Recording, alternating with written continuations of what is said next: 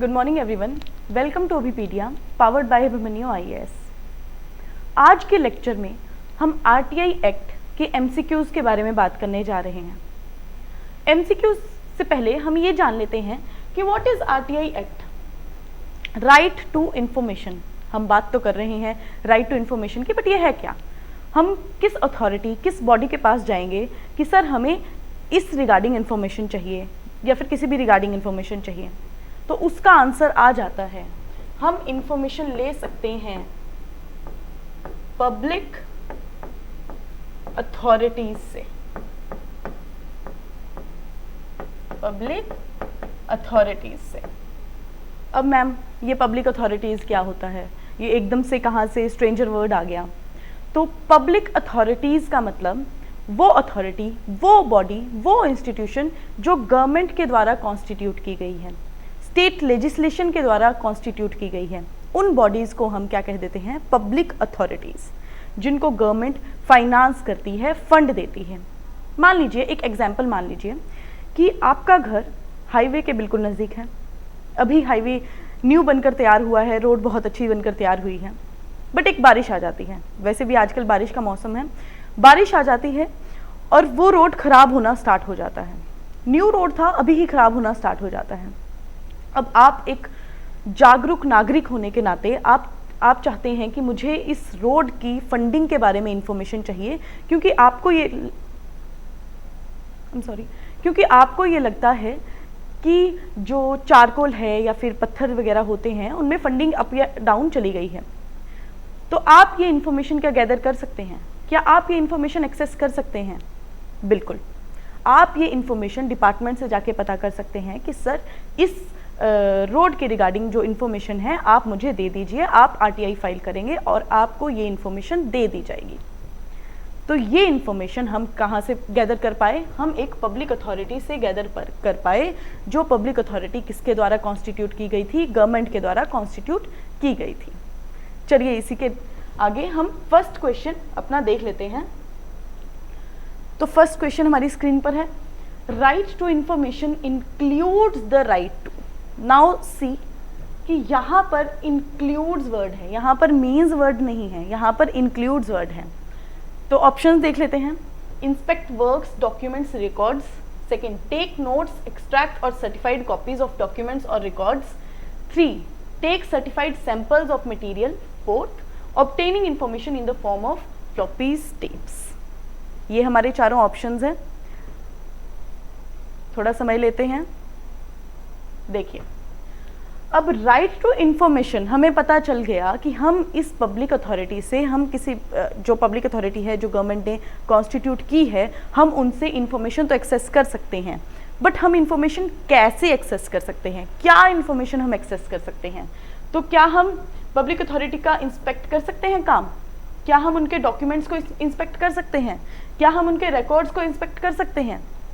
क्या हम certified copies को एक्सट्रैक्ट कर सकते हैं? क्या हम सर्टिफाइड सैंपल्स ऑफ मटेरियल को एक्सट्रैक्ट कर सकते हैं? या फिर हम information in the form of floppies, tapes, इनकी फॉर्म में इंफॉर्मेशन ले सकते हैं? अब यहाँ पर देखिए, यहाँ पर क्या हम सिर्फ इंफॉर्मेशन डॉक्यूमेंट्री फॉर्म में ले सकते हैं या फिर हम इलेक्ट्रॉनिक मीडिया के द्वारा भी इंफॉर्मेशन ले सकते हैं? ये पर्सपेक्टिव देखिए। अब इसका आंसर देखिए क्या बन जाएगा। इसका आंसर बन जाएगा फर्स्ट, सेकंड, थर्ड, फोर्थ। जी, हम इन सब वेज से इंफॉर्मेशन को एक्सेस कर सकते हैं। ये देखिए, राइट टू इंफॉर्मेशन मीन्स मैंने आपको समझा दिया। accessible under this act which is held by or under the control of any public authority and includes the right to inspection of work, documents, records, taking notes, extract or certified copies of document, taking certified samples of material, obtaining information in the form of floppies, tapes, video cassettes or in any other electronic mode or through printouts where such information is stored in computer or in any other device। चाहे information computer में store हो या फिर किसी भी device में store हो, तो वो इंफॉर्मेशन हमारी आप गैदर कर सकते हैं। आरटीआई एक्ट ने बोला है कि पब्लिक अथॉरिटी से आप इंफॉर्मेशन गैदर और एक्सेस कर सकते हैं। ये जो हमारा राइट टू इंफॉर्मेशन की डेफिनेशन है, ये जब हम एक्ट पढ़ेंगे तब हम इसको पूरी तरह से एनालाइज करेंगे। चलिए अगला क्वेश्चन हम देख लेते हैं। The basic object of right to information act 2005 is. अब देखिए इस क्वेश्चन में क्या बात की गई है। इस क्वेश्चन में बात की गई है ऑब्जेक्ट के बारे में। किसी भी सब्जेक्ट, किसी भी एक्ट के अगर हम ऑब्जेक्ट की बात करें तो उसका मतलब क्या होता है? उसका मतलब होता है पर्पस ऑफ दिस एक्ट, कि ये एक्ट किस ऑब्जेक्ट को फुलफिल करेगा। अब हम ऑप्शंस देख लेते हैं। A, to empower the citizens. B, promote transparency and accountability in the working of the government. C, contain corruption. D, all of the above. चलिए थोड़ा समय लेते हैं, बताइए इसका आंसर क्या रहेगा।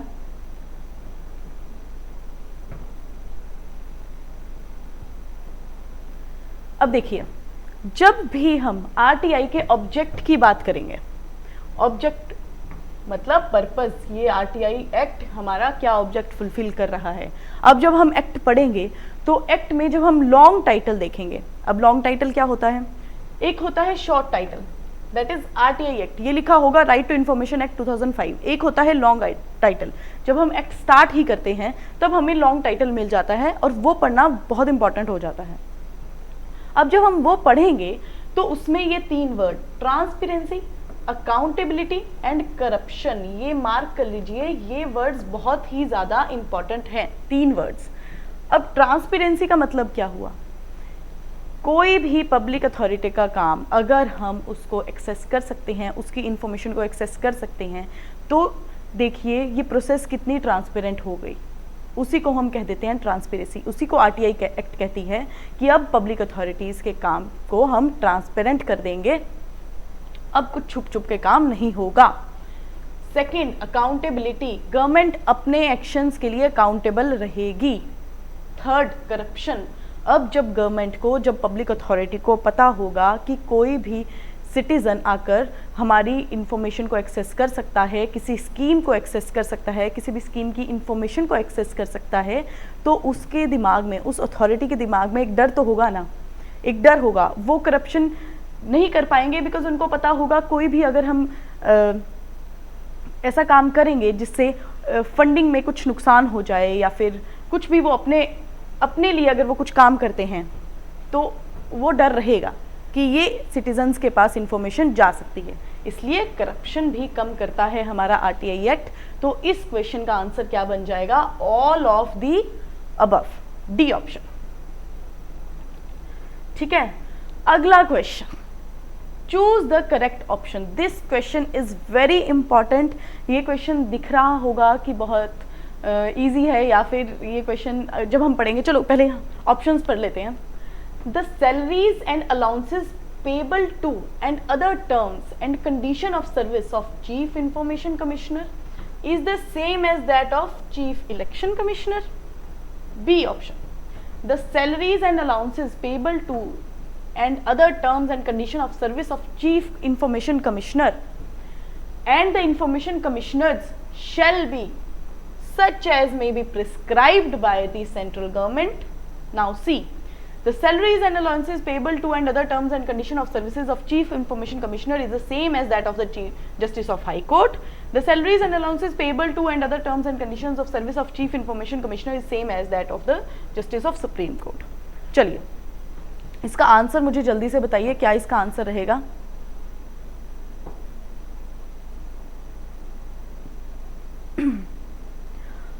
अब अगर हम इस क्वेश्चन को 2019 की अमेंडमेंट से पहले अगर हम देखते तो इस क्वेश्चन का आंसर आना था ए। क्या आंसर आना था? ए, कि भैया सैलरीज और अलाउंसेस हमारे चीफ इलेक्शन कमिश्नर की, चीफ इंफॉर्मेशन कमिश्नर की, आई एम सॉरी, कि सेम है किसके जैसे? चीफ इलेक्शन कमिश्नर्स के सैलरीज और अलाउंसेस से, that is CIC equal to CEC। अगर हम ये 2019 से पहले देखते तो हमारा ए ऑप्शन सही रहता, but 2019 amendment act, that is RTI amendment act 2019 के बाद अब अगर हम इस क्वेश्चन को देखेंगे तो इस क्वेश्चन का बी ऑप्शन बिल्कुल सही रहेगा कि सैलरीज और अलाउंसेस हमारे चीफ इलेक्शन कमिश्नर की अब आप मुझसे पूछेंगे कि चीफ इलेक्शन कमिश्नर कौन है, तो ये भैया एक हायरार्की है। हमारे PIO पब्लिक इंफॉर्मेशन ऑफिसर, फिर हमारी फर्स्ट एपेलेट अथॉरिटी, फिर हमारे CIC, ये एक हमारी हायरार्की है। ये हम जब हम एक्ट को पढ़ेंगे तब हम इसके बारे में अच्छे से पढ़ेंगे। तो अभी हम ये देख लेते हैं, इस क्वेश्चन का आंसर अभी क्या बन जाएगा, B, और ये मैं आपको बताती हूँ कैसे। अब हमारी 2019 में अमेंडमेंट आई, ठीक है। बिफोर अमेंडमेंट में तो क्या था कि चीफ इलेक्शन कमिश्नर जो हैं, chief information commissioner shall hold office for a term of 5 years from the date on which he enters upon his office and shall not be eligible for reappointment। 5 साल का tenure उनका safeguard कर दिया गया था कि आपको 5 साल का टेन्योर तो मिलेगा ही। आई एम सो सॉरी, आपको 5 साल का टेन्योर तो आपको मिलेगा ही मिलेगा। लेकिन 2019 की आफ्टर अमेंडमेंट के बाद क्या हो गया कि appointment will be for such term as may be prescribed by the central government. अब टेन्योर को सेफगार्ड नहीं किया गया है। अब अगर सेंट्रल गवर्नमेंट चाहे तो वो टेन्योर को ऊपर नीचे जैसे मर्जी कर सकती है। ये हमारा आफ्टर अमेंडमेंट के बाद हो गया है। बहुत ज़्यादा क्रिटिसिज्म भी हुई थी इस चीज़ के रिगार्डिंग, बिकॉज RTI एक्ट का जो मेन मुद्दा है, RTI एक्ट का मेन मुद्दा है कि हम हर चीज़ ट्रांसपेरेंसी रहेगी, गवर्नमेंट के हाथ में इतनी पावर्स नहीं रहेंगी। लेकिन अब टेन्योर ही as prescribed by the central government कर दिया। अब अगर हम हर चीज़, हर क्लॉज को as prescribed by central government करेंगे तो जो RTI एक्ट का मेन पर्पज़ रहेगा वो फ्लक्चुएट हो जाएगा। बहुत ज़्यादा क्रिटिसिज्म हुई थी इसके बारे में, ये हम आगे जब लेक्चर करेंगे तो इसको अच्छी तरह से एनालाइज करेंगे। चलिए अगला question, under RTI act 2005 which of the following statements is correct, is or are correct? First, information, the disclosure of which would cause a breach of privilege of parliament can be denied. Second, information, the disclosure of which would cause a breach of privilege of state legislature can be denied. Third option, information, the disclosure of which would cause a breach of privilege of parliament cannot be denied. And fourth is information, the disclosure of which would cause a breach of privilege of state legislature cannot be denied. अब इसका answer आप मुझे जल्दी से बताइए क्या रहेगा। A option रहेगा, फर्स्ट और सेकंड रहेगा, या फिर सेकंड और थर्ड रहेगा, थर्ड और फोर्थ रहेगा, या फिर फोर्थ और फर्स्ट रहेगा, ये मुझे बताइए जल्दी से। अब देखिए इस क्वेश्चन में कहा गया है कि इंफॉर्मेशन, इसमें एक तरह से एग्जम्पशन की बात कही गई है। अब एग्जम्पशन हमारे RTI एक्ट में सेक्शन 8 में प्रोवाइडेड है। देखिए अब कोई भी इंफॉर्मेशन जो क्या डिस्क्लोज कर रही है, वो डिस्क्लोज कर रही है प्रिविलेज ऑफ पार्लियामेंट की इंफॉर्मेशन को ब्रीच कर रही है, या फिर information privilege of state legislature को ब्रीच कर रही है, ऐसी कोई भी इंफॉर्मेशन को डिस्क्लोज नहीं किया जाता, वो डिनाई हो सकती है। तो इसका आंसर क्या रहेगा? इसका आंसर हो जाएगा A, that is first and second only. अब देखिए अगर हम देखें सेक्शन 8 हमारा क्या बात करता है, और ये हमारा पॉइंट आता है section 8C of the RTI act. हमारा सेक्शन A बात करता है exemption from disclosure of information, ऐसी इंफॉर्मेशन जो एग्जम्प्ट कर दी जाती है डिस्क्लोज करने से। अब देखिए हम सॉवरेनिटी और इंटीग्रिटी ऑफ इंडिया इसको हर्ट नहीं कर सकते, ऐसी कोई भी इंफॉर्मेशन को एक्सेसिबल नहीं किया जाएगा। कंटेम्प्ट ऑफ कोर्ट, कोई भी इंफॉर्मेशन जो लीड करती है कंटेम्प्ट ऑफ कोर्ट से, उस इंफॉर्मेशन को नहीं दिया जाएगा। ब्रीच ऑफ प्राइवेसी, किसी पर्सन की प्राइवेसी को इंफॉर्मेशन कोई ब्रीच करती है, कोई पर्सनल इंफॉर्मेशन, वो नहीं दी जाएगी। ये और भी इंफॉर्मेशन है, जब हम एक्ट पढ़ेंगे तब हम इस सेक्शन को बहुत अच्छे से करेंगे, because this section is very very important. ये एक रिस्ट्रिक्शंस क्रिएट कर देता है, लिमिटेशन क्रिएट कर देता है कि इन पॉइंट्स को लेकर इंफॉर्मेशन नहीं दी जाएगी। इस सेक्शन को हम अच्छे से करेंगे। चलिए नेक्स्ट क्वेश्चन देखते हैं। Next question is which of the following organisations are included in schedule 2 of the RTI act. अब देखिए पहले चलिए थोड़ा समय,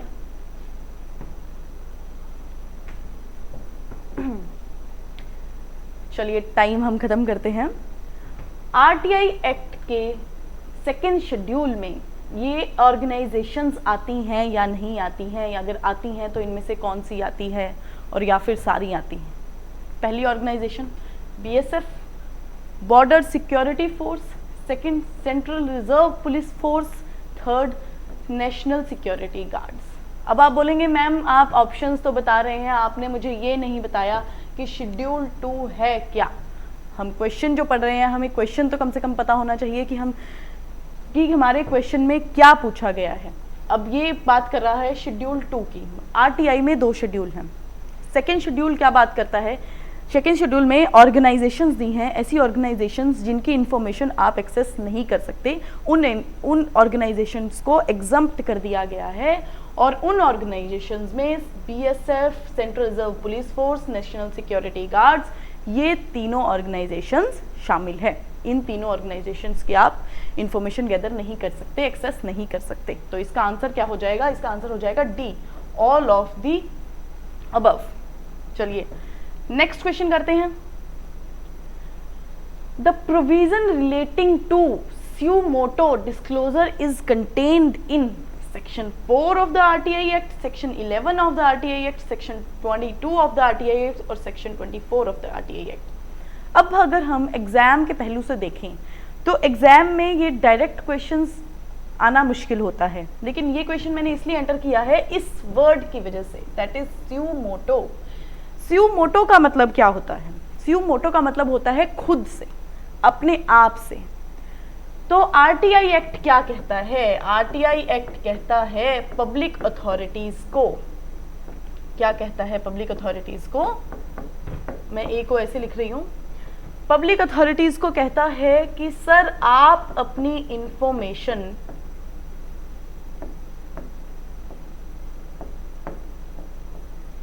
को स्यू मोटो एक्सेस करवाइए सिटीजन्स को, स्यू मोटो एक्सेस करवाइए सिटीजन्स को आप अपनी इंफॉर्मेशन, मतलब खुद ही आप अपनी इंफॉर्मेशन इस तरह से, चाहे आप अपने वेबसाइट्स में डाल दीजिए या फिर आप अपने डॉक्यूमेंट्री ऐसे इंफॉर्मेशन को आप एक्सेस करवा दीजिए सिटीजन्स को कि उनको आरटीआई फाइल करने की ज़रूरत ही ना पड़े। आरटीआई एक्ट ये कह देता है पब्लिक अथॉरिटीज़ को कि सर आप अपने आप से ही अगर इंफॉर्मेशन पब्लिक को दे देंगे तो उनको आरटीआई एक्ट में आने की ज़रूरत नहीं पड़ेगी, आपको भी इतना काम नहीं पड़ेगा। तो अपने आप से ही आपने कोई प्लान आपने एक्सेस किया है, आपने कोई स्कीम आपने बनाई है, तो उसकी इंफॉर्मेशन आप खुद से ही प्रोवाइड करवा दीजिए जनता को।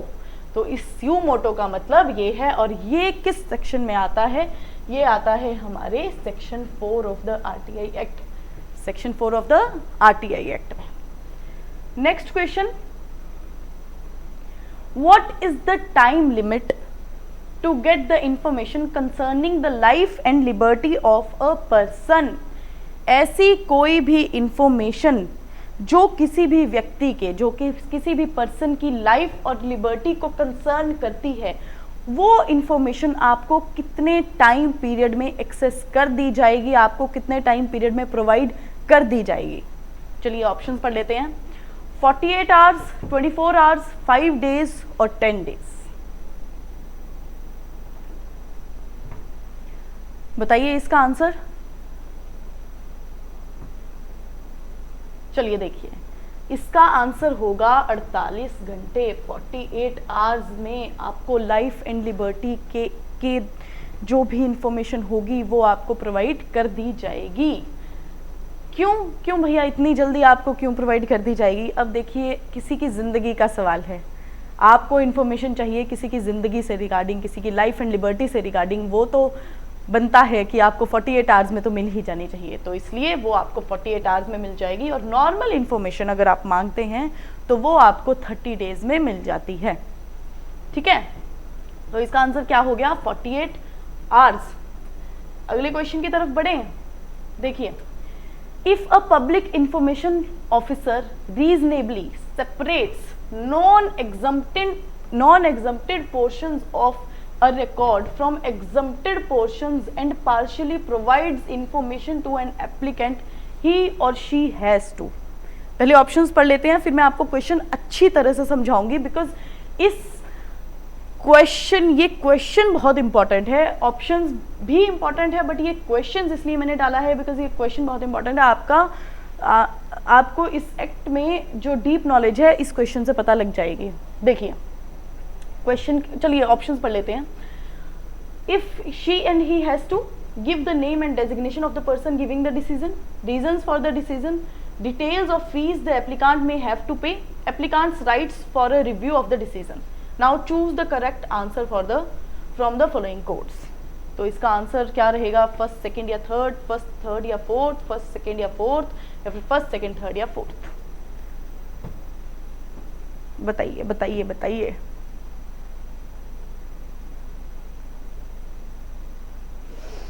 चलिए देखिए, अब इस क्वेश्चन को हम समझ लेते हैं। पब्लिक इंफॉर्मेशन ऑफिसर, मैंने आपको पहले भी बताया कि ये हायरार्की है और हर पब्लिक अथॉरिटी को एक डेजिग्नेट करना होता है पब्लिक इंफॉर्मेशन ऑफिसर, जो आपको प्रोवाइड करता है इंफॉर्मेशन। अब अगर पब्लिक इंफॉर्मेशन ऑफिसर ने reasonably non exempted portion of a record को सेपरेट कर दिया एग्जम्प्टेड पोर्शन ऑफ रिकॉर्ड से। कई बार क्या होता है, एक रिकॉर्ड है उसमें हाफ पोर्शन, मान लीजिए हाफ पोर्शन एग्जम्प्टेड है कि नहीं, इस पोर्शन की इंफॉर्मेशन आपको नहीं दी जाएगी, लेकिन उसका हाफ पोर्शन ऐसा है जो एग्जम्प्टेड नहीं है कि हाँ जी इसकी इंफॉर्मेशन आपको दे दी जाएगी। तो पब्लिक इंफॉर्मेशन ऑफिसर अगर सेग्रीगेट कर देता है, अगर वो सेग्रीगेट कर देते हैं कि चलिए ये हाफ इंफॉर्मेशन तो हम आपको नहीं देते, लेकिन ये हाफ इंफॉर्मेशन जो एग्जम्प्टेड नहीं है ये हम आपको प्रोवाइड कर देते हैं, तो उसको क्या क्या मेंशन करना पड़ेगा? क्या क्या मेंशन करना पड़ेगा? Give the name and designation of the person giving the decision, reasons for the decisions, details of the fees the applicant may have to pay, the applicant's right for a review of the decision। तो ये चारों की चारों बातें उसको mention करनी पड़ेगी। तो इसका आंसर हमारा आ जाता है first, second, third and fourth कि हाँ जी आपको अगर एप्लीकांट को और फीस देनी पड़नी है तो कितनी फीस देनी पड़नी है उसके बारे में बताना है। रिव्यू अगर डिसीजन का हो सकता है। अब इसका मतलब क्या है कि अगर पब्लिक इंफॉर्मेशन ऑफिसर कोई डिसीजन देता है, जैसे आपके दो चीज़ें हो सकती हैं, या फिर आपको इन्फॉर्मेशन मिल जाएगी या फिर आपको इन्फॉर्मेशन नहीं मिलेगी। अगर इन्फॉर्मेशन एग्जम्प्टेड होगी सेक्शन 8 से या फिर सेक्शन 24 से, तब तो वो आपको नहीं मिलेगी। लेकिन अगर सेक्शन एग्जम्प्टेड नहीं होगी और आपको दी जाएगी, आप अगर उससे खुश हैं, आप हैप्पी हैं तो अच्छा है। अगर नहीं, आप उससे सैड हैं कि नहीं ये इन्फॉर्मेशन मुझे ठीक नहीं लग रही है, तो आप अपील में जाते हैं, आप आगे जाते हैं। तो वही बात कहा जाती है applicants right for review of the decision, कि रिव्यू कर देंगे, अपील में चले जाएंगे कि नहीं, ये सारा मेंशन करना पड़ेगा पीआईओ को। तो अब हम अगला क्वेश्चन अगर देखें तो क्या होगा, चलिए अगला क्वेश्चन है नहीं। तो thank you so much guys, आज का सेशन हम यहीं पे ख़त्म करते हैं। हमारा एमसीक्यू का पार्ट 1 कंप्लीट होता है आज, सेकंड पार्ट भी हम लेकर आएंगे। फर्स्ट पार्ट में मुझे लगता है कि बहुत ज़्यादा डीप आपने नॉलेज गैदर कर ली होगी, आपको आरटीआई एक्ट के बारे में इंफॉर्मेशन मिल गई होगी कि हाँ जी आरटीआई एक्ट के अंदर क्या क्या चीज़ें रहती हैं। अब एक्ट आपके लिए फेमिलियर हो गया होगा। आई थिंक ये सेशन आपके लिए हेल्पफुल रहा होगा। तो thank you so much guys, जुड़े रहिएगा।